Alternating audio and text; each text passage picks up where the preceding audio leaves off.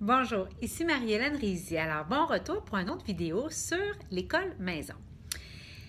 Alors, si vous n'avez pas vu mes premières vidéos et que vous vous intéressez à l'école maison, vous voulez retirer votre enfant de l'école ou vous êtes déjà dans le processus puis vous voulez les meilleures pratiques, je vous invite à aller voir, j'ai une playlist complète sur le sujet et il y a vraiment un ordre aux vidéos à partir du premier moment où vous songez à l'école maison et par la suite quand vous sortez votre enfant de l'école. Donc, je vous invite à aller voir ça si vous n'avez pas vu encore les premières vidéos.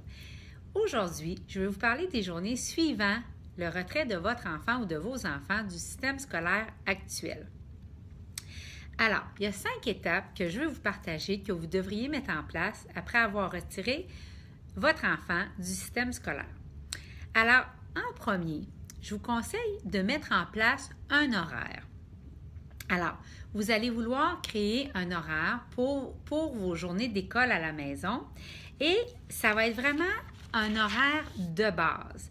Donc, même si vous ne vous tenez pas à cet horaire-là, c'est parfaitement, là, avoir quelque chose par écrit de base va vraiment vous aider dans l'organisation de votre projet d'école maison. Aussi, vous allez vouloir discuter avec votre enfant, qui est par conséquent votre élève, de la nouvelle organisation, puis comment les journées vont se dérouler pour les aider dans leur transition de l'école à la maison. Deuxième étape, je vous invite à vous impliquer. Alors, vous impliquer, ça veut dire quoi? Ça veut dire vous entourer, vous renseigner sur les associations de l'école maison. Donc, celle que je recommande, c'est le HSLDA. Donc, le Home School Legal Defense Association. Donc, c'est une association pan-canadienne. Vous avez aussi l'AQED, donc l'Association québécoise pour l'école à domicile. Et vous avez, de par ces associations-là, et aussi indépendamment des associations, plein de groupes de soutien de gens partout dans le monde qui font l'école à domicile. Donc, je vous invite à rentrer dans ces groupes-là qui sont présents dans les médias sociaux. Il y a aussi mon groupe, le groupe Facebook École Maison-Québec. Alors, parce que le fait de parler à d'autres gens qui font l'école maison va vous aider à obtenir du soutien, va vous aider à sentir que vous n'êtes pas tout seul sur cette route-là et également vos préoccupations et aussi de l'encouragement. Parce qu'on ne se le cachera pas, il va y avoir des journées extraordinaires où ça va être facile avec votre élève et d'autres journées où ça ne sera pas nécessairement le cas. Troisièmement, alors en premier, un horaire de base. En deuxième, vous impliquez dans la communauté de l'école maison. En troisième, permettez-vous que le temps ajuste les choses. Donc, donnez-vous du temps. Écoutez, c'est important de prévoir une période d'ajustement, vous, versus votre nouveau rôle de professeur, et aussi à votre élève. Donc, ça va être important de permettre à votre élève, votre enfant, de s'ajuster à son nouvel horaire. Et également, il se peut que vous ayez à reprendre toutes les notions vues dans l'année avec lui ou avec elle. Et même si vous avez besoin de reprendre l'année au complet parce que vous sentez que avant que vous sortiez de l'école, il commençait déjà à chuter, comme c'est arrivé pour mon fils. Quand j'ai sorti mon fils de l'école en novembre, de sa deuxième année, j'ai tout revu à partir du début de l'année parce que c'était vaseux, c'était pas acquis. Et moi, je dis toujours que j'enseigne jusqu'à la maîtrise. Donc, je l'ai sorti, on a revu en un mois les notions de base et on est reparti sur du solide. Je savais que là, il avait vraiment bien appris les concepts. J'étais témoin, j'étais rassurée et lui avait repris confiance en lui. Dans cette portion-là, qui est de vous donner du temps, il y a aussi la période de déprogrammation pour votre élève ou votre enfant. Et c'est-à-dire que vous allez voir que votre enfant, au début, va être partout puis nulle part si vous l'avez retiré. S'il n'a jamais été à l'école, c'est autre chose. Mais s'il a été dans le système scolaire, il y a vraiment une période de déprogrammation qui est nécessaire. Mon fils, ça y a pris 2 mois avant de trouver son rythme, avant de comprendre le concept de l'école maison, avant de le rentrer dans les routines. C'est plus tough. il dit que c'est plus dur avec moi qu'avec l'école. Ça se peut. Mais vraiment de devenir à l'aise. Non, au début, c'était plus Au début, c'était plus dur. Vous l'entendez parler en arrière. Il est toujours pas loin de sa maman. Alors, on travaille beaucoup ensemble, puis on est en visite en ce moment. Mais il n'est pas toujours avec sa maman, mais on est très proches. Donc, alors c'est ça, au début, c'était plus dur parce que il part de quelque chose de très, très, très, très, très encadré à un peu plus de place. Puis là, ils sont encore toutes... Tu sais, moi, son estime de lui avait été atteinte, sa concentration avait chuté, il y avait énormément d'anxiété puis d'éthique. Donc, tu sais, ça a pris 2 mois avant que je retrouve mon fils puis que lui retrouve exactement son focus et reprenne confiance en lui. Donc, il a eu besoin d'encouragement. Il a eu besoin de savoir qu'il n'était pas obligé d'avoir des coquilles pour travailler sur quelque chose, sur les oreilles. Donc, Élie, t'arrêtes, mon amour. Alors, donc, c'est ça. Alors, c'est ça qui s'est passé. En 4e étape, gardez ça simple. Élie, s'il vous plaît, gardez ça simple.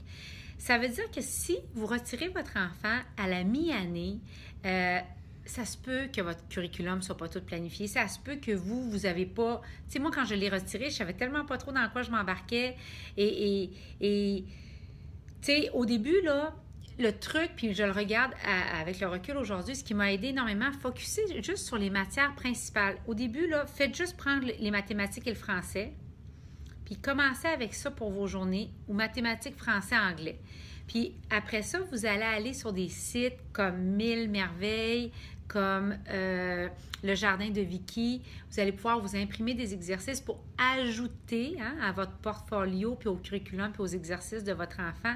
Mais au début, là, faites juste maths français ou maths français anglais, puis juste commencez à vous asseoir là-dedans. Aussi, mon conseil, je ne changerai pas les livres en milieu d'année. S'il était à l'aise avec le curriculum de l'école avant que vous le retiriez, gardez les mêmes cahiers d'apprentissage, le même matériel scolaire, fonctionnez avec ça, puis enrichissez-le. Quand vous allez aller dans votre seconde année d'école à la maison, vous aurez plus de temps et votre élève sera adapté pour ajouter au curriculum. Et dans cette étape-là, vous allez vouloir... Élie, j'ai besoin de silence, s'il vous plaît. Dans cette étape-là, vous allez avoir besoin de créer un espace pour votre enfant pour qu'il puisse bien apprendre à la maison. Vous n'êtes pas obligé de dédier une pièce complète, mais définitivement un coin où il va pouvoir étudier et travailler dans un espace dédié à la maison. Moi, je l'ai installé, je vais faire une vidéo sur l'espace que j'ai créé pour mon fils, mais je l'ai installé sur une pièce au rez-de-chaussée, ce qui fait que je pouvais l'avoir à l'œil si moi je travaille sur quelque chose d'autre et lui a un exercice à faire de manière autonome. Je voulais une pièce éclairée, lumineuse, que ce soit inspirant. Donc, je ne l'ai pas mis au sous-sol, même si j'aurais pu le faire. Enfin, ma 5e étape, c'est le temps pour vous de regarder. Quand on retire un étudiant là, du milieu de l'année, c'est le temps pour vous de regarder à l'inscrire à des activités parascolaires. Donc, parfois, il y a des commissions scolaires qui vont permettre que vous continuiez le parascolaire à l'école quand même. D'autres, non. Donc, dépendamment de la raison pour laquelle vous retirez l'enfant de l'école, peut-être que vous ne voudrez pas, vous, continuer avec la commission scolaire. Alors, c'est le temps de commencer à regarder les options pour l'inscrire à des sports ou à des intérêts à l'extérieur de son programme d'école-maison.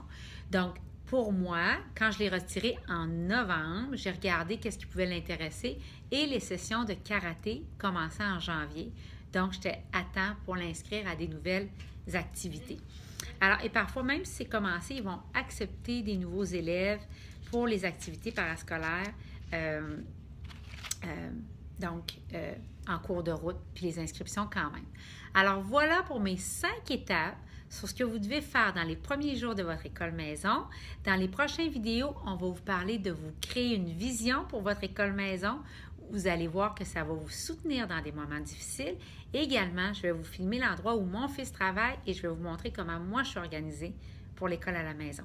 Alors, excusez la vidéo un peu partout, mais j'espère que ça vous aura aidé. Et si vous voulez venir me rejoindre, bien venez nous rejoindre dans le groupe Facebook École Maison-Québec et c'est gratuit.